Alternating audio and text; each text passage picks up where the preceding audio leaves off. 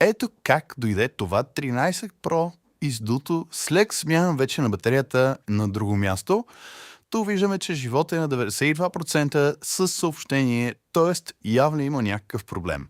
Отваряме телефона и да, ето самата батерия вече е издута, въпреки че е сменена съвсем скоро.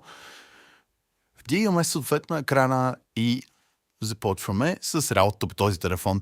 Ето виждаме всъщност, че дори оплътнението не е сменено, вадим батерията и да речи се, че е някакво ниско качество китайска батерия, след което почистваме всичко, разбира се, и подготвяме телефона за новото оплътнение.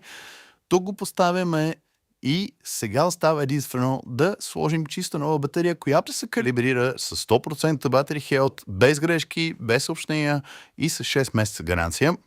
Така че сме сигурни, че всичко работи перфектно.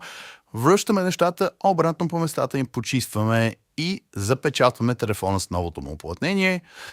Ето го, почти е готов. Почистваме и калибрираме батерията. Тук вече виждате нито следа от това издуване на екрана, което имаше по-рано.